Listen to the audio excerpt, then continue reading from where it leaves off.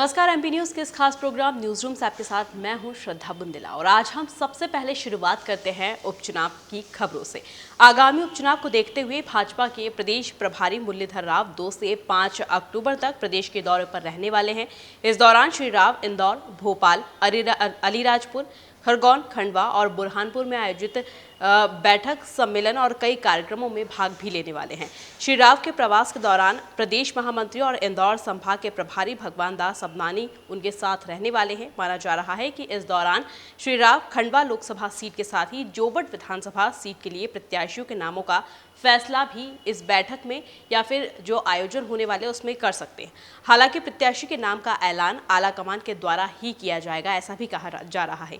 निर्धारित कार्यक्रम के अनुसार प्रदेश प्रभारी मुरलीधर राव 2 अक्टूबर की दोपहर में यानी कि आज दोपहर में इंदौर पहुंचने वाले हैं। यहां से रवाना होकर शाम 7:30 बजे वो भोपाल पहुंचेंगे और रात्रि 10 बजे भोपाल से वापस रवाना होकर इंदौर पहुंचकर रात्रि विश्राम जो है वो इंदौर में ही करने वाले हैं।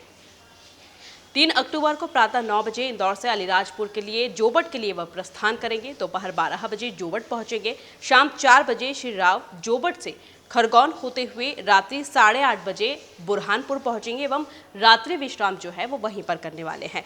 4 अक्टूबर को बुरहानपुर में रहेंगे और शाम 4 बजे खंडवा पहुंचेंगे। दिन भर वहां पर कार्यक्रम रहेगा और कई बैठक जो है वो भी वहां पर आयोजित की गई है और रात्रि विश्राम जो है वो भी खंडवा में ही रहेगा। 5 अक्टूबर को श्री राव खंडवा से खरगोन जिले के बड़वाहा होते हुए इंदौर पहुंचेंगे और जाल सभागृह में thalassemia and child welfare group के रजत जयंती समारोह अनंता कार्यक्रम में वो भाग लेने वाले हैं और उक्त दौरे के दौरान श्री राव सभी स्थानों पर अलग अलग समय पालक, संयोजक, पार्टी पदाधिकारियों तथा वर्तमान एवं पूर्व जनप्रतिनिधियों की बैठकों को संबोधित भी करने वाले हैं। आगे बढ़ते हैं और बात करते हैं ज्योतिरादित्य सिंधिया की। केंद्रीय नागरिक उड्डयन मंत्री ज्योतिरादित्य सिंधिया जो है वो भी 4 अक्टूबर को मध्य प्रदेश दौरे पर रहने वाले हैं।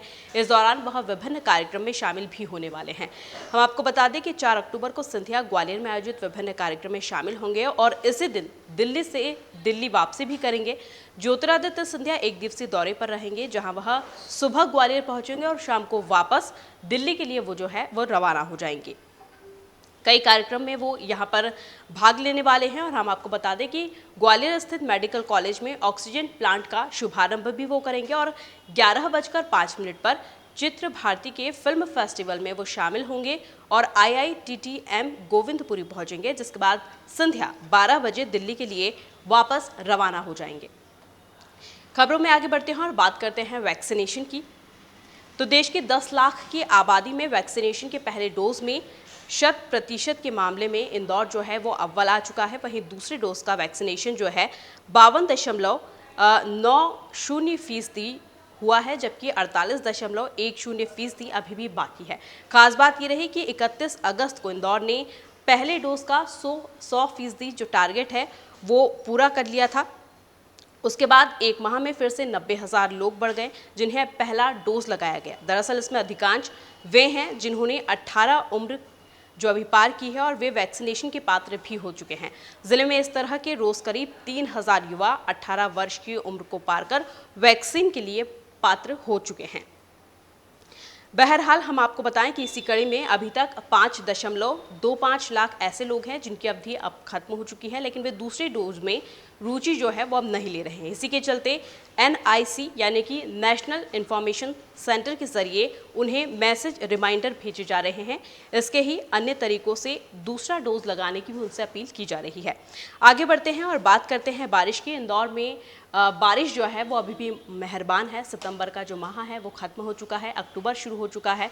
अक्टूबर में हालांकि बारिश नहीं होती है, लेकिन 1 अक्टूबर जैसे ही लगा वैसे ही दिन भर तो मौसम ठीक था, लेकिन 3 बजने के बाद बारिश जो है वो कहीं धीमी तो कहीं तेज़ बारिश शुरू हो चुकी थी। हम आपको बताएं कि दोपहर 3 बजे शहर के कुछ हिस्सों में रिमझिम तो कहीं हल्की बारिश देखी गई। इसके बाद शाम 4 बजे अधिकांश हिस्सों में बारिश जो है वो ज़ोरदार तरीके से शुरू हो गई। इस दौरान आधा इंच बारिश हो चुकी है। इसका प्रभाव इंदौर सहित सीमावर्ती क्षेत्रों में भी हो चुका है। दूसरी ओर मालवा निवाड़ में सोयाबीन की फसलें जो है वो तैयार होकर खड़ी हो चुकी है। हालांकि फसलें हैं जो है वो काटने की कगार पर है, लेकिन बारिश अगर लगातार इसी तरह से जारी रही तो फसलों को नुकसान भी पहुंच सकता है। वहां किसानों के जो चेहरे हैं वो मुरझाए हुए हैं। इस साल बारिश को लेकर मौसम विभाग का अनुमान जो रहा है वो सटीक ही रहा है। विभाग ने 29 सितंबर तक बारिश की आशंका जताई थी। इसके बाद 2 दिन पहले बताया था कि उड़ीसा बंगाल की खाड़ी में गुलाब चक्रवात आया है, जिसका रुख अब अरब सागर की खाड़ी की ओर है। इसके चलते इसका असर जो है वो गुजरात, छत्तीसगढ़, पश्चिम मध्य प्रदेश में रहने वाला है। इससे इंदौर, धार, झाबुआ, मंदसौर, रतलाम और नीमच में 2 से 3 अक्टूबर को सामान्य बारिश होने की संभावना जो है मौसम विभाग ने जताई थी और हो भी हालांकि वैसा ही रहा है, लेकिन फसलों को नुकसान जो है वो पहुंचने की अब आशंका भी इसमें जताई जा रही है।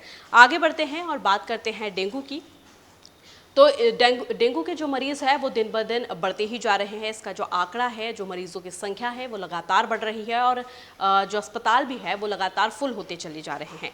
इसी के चलते इंदौर के एक शॉपिंग मॉल में शुक्रवार को डेंगू का लार्वा मिलने पर स्थानीय प्रशासन ने इस वाणिज्यिक परिसर के प्रबंधन पर 5,000 का जुर्माना लगा दिया है। जिला मलेरिया अधिकारी दौलत पटेल ने बताया कि स्वास्थ्य विभाग की नियमित जांच के दौरान शहर के रिगल चौराहे के पास स्थित सेंट्रल मॉल के गमलों और उसके आसपास स्थानों पर लार्वा पाया गया, जिस वजह से मॉल प्रबंधन को बुलाया और उन्हें ये लार्वा दिखाया और उसके बाद उस पर 5,000 का जुर्माना है जो लगा दिया गया और आगे के लिए उन्होंने हिदायत भी दी है। हालांकि डेंगू के मामलों में लोग कितने सतर्क होते हैं ये एक देखने वाली बात होगी।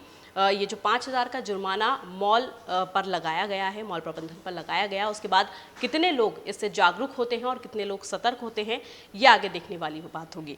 तो न्यूज़ रूम में आज फिलहाल बस इतना ही। हम फिर हाजिर होंगे कुछ न्यू अपडेट्स के साथ। तब तक के लिए नमस्कार। एमपी की नब्ज, एमपी का हाल, मध्य प्रदेश की हर खबर एमपी न्यूज टीवी के साथ। लगातार खबरों के लिए सब्सक्राइब करें हमारा YouTube channel MP news TV. Latest updates के लिए बेल आइकन दबाना जरा भी न भूलें।